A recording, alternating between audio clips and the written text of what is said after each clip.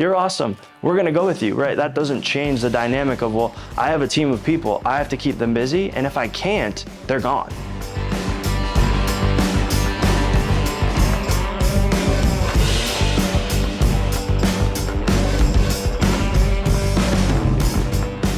I just had this conversation with a coworker of mine last week.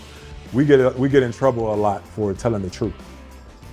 You know, you want to tell the truth on the front end. You want to say, hey, this is what it takes to do this. This is what it takes to do. You've got historical data. You've done it before. You've done it before in different ways and saw what you needed to add.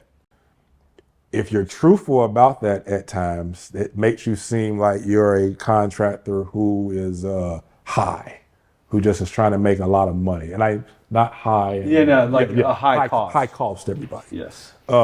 High in a way that it looks like, wow, I can find the next guy who's lower than that. And you always can, but how truthful is that guy being in that exact moment? In the design, bid, build world, one of the old anecdotes is the only way you win something is to leave something out.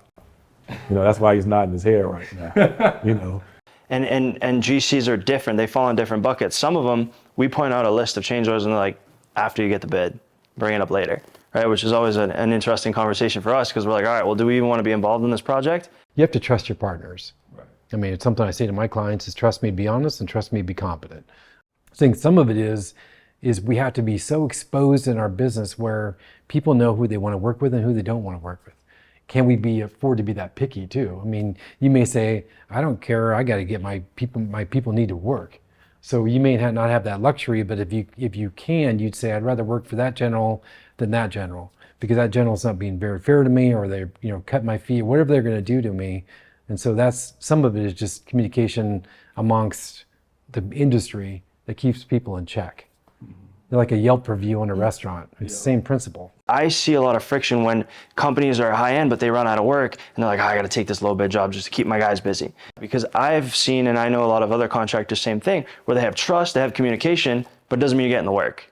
Right? We've gotten holiday gifts, we've gotten things, we're so sorry you bid 10 jobs, you only got one, but we love you. You're awesome. We're going to go with you, right? That doesn't change the dynamic of, well, I have a team of people, I have to keep them busy, and if I can't, they're gone. When I zoom out and take the spotlight off me and I look at the industry as a whole, it's heavily cost driven. And so the freedom comes as a subcontractor when you put more focus on the ability to have more estimates, get known by more companies, and stand behind who you are in the marketplace. If I'm mid-market or high-end, I need to explain that, and then I need to wait. Does the market allow subs to be able to do that?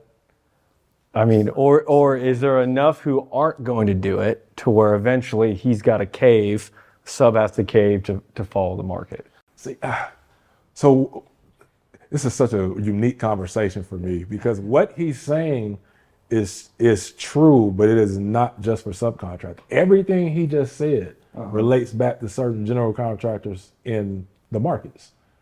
Truthfully speaking, what he's describing describes DPR in Houston. So him asking, is he allowed that benefit? It's the same thing that we ask ourselves with our clients in Houston. It's the exact same thing. You have to fight to get the trust of clients. You have to fight to get your share of the marketplace so that you can be that thing.